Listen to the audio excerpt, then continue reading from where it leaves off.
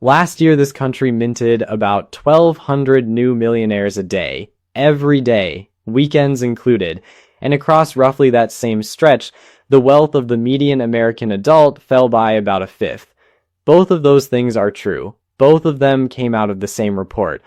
So somewhere out there is a scoreboard showing the biggest numbers in recorded history, hanging over a stadium that keeps getting emptier. Before you ask whether you're on track, you should probably ask which clock is timing you. Because there are two of them running in your life right now, and you have only ever been shown one. 3 people today: an electrician who's tired, a dental hygienist who turned down a wedding, and a software developer who makes more than double the electrician and can't tell you where any of it went. One retires with the most, one retires with the least, and the order will irritate you, because it has almost nothing to do with what any of them earned. My name is Nick, and I have spent an unreasonable share of my adult life staring at net worth percentile tables the way other people stare at fantasy football standings. If you've ever read a headline about record wealth, looked at your own account, and felt like you were reading a dispatch from a foreign country, hit subscribe and leave a like. Because today we're going to work out what on track actually means in 2026, and whether that track goes anywhere near where you've been told it goes. Let's define the term, because on track is doing a lot of quiet work in that title. On track implies a track. A track implies a distance, a destination, and a clock. Here's the part nobody explains. There are 2 clocks on the wall behind you, and you've only ever been handed the first one. The first clock is compounding. It runs on years, it works for you, and it's insultingly slow at the beginning and supernatural at the end. That's the one every finance channel shows you, green line up and to the right. The second clock doesn't tick. It just quietly raises the price of the thing you're saving for the entire time you're saving for it. Houses, tuition, childcare, the number you actually need to stop working. Every year you spend running at the finish line, something moves the finish line.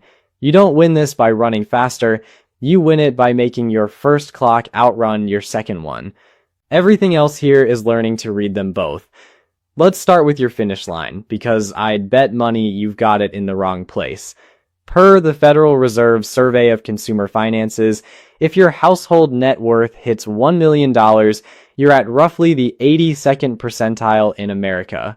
82nd. Genuinely good. It also doesn't put you in the top 10%. That starts around 1,920,000. So congratulations, you're a millionaire, you're comfortably upper middle class, and you're one entire additional $1 million from the top 10th of the country. Enjoy the plaque. It gets stranger as you climb. Top 5% starts near 3,780,000.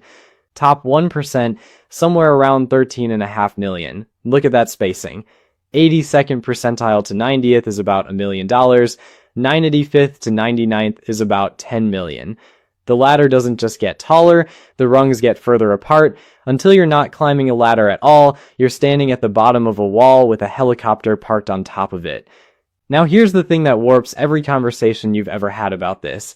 Mean household net worth in America is a bit over $1 million. Median household net worth is about $192,900. The average is more than 5 times the middle. Using the average to describe American wealth is like using the average temperature of an oven and a freezer to plan a picnic. Technically accurate, nobody's eating. If a hedge fund manager walks into a diner with 9 line cooks, the average person in that diner is a millionaire and nobody in the kitchen can make rent. So when somebody tells you the average American household has $1 million, they've told you nothing about any actual American, including you. Median describes a person. Mean describes a distribution. Headlines love the mean, because the mean makes better headlines and worse decisions. Alright, 3 people. Otis is 41, an electrician making about $62,300 a year. His van smells like copper wire and gas station coffee, and there's a radio on the dash with paint on the volume knob that only gets one station. He isn't trying to get rich.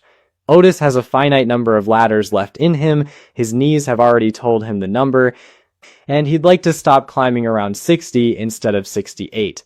Wanda is 26, a dental hygienist, making about $87,500. She spends her days looking into people's mouths and telling them things they already know and haven't done, which is roughly what I do for a living, so I won't be smug about it. She isn't thinking about retirement. She's 26, retirement isn't a real word yet. What she wants is to never repeat last March when she skipped a friend's wedding because the flight was $400 and $400 was, that month, the whole conversation. Alton is also 41, he writes software, makes about $132,000, more than double Otis.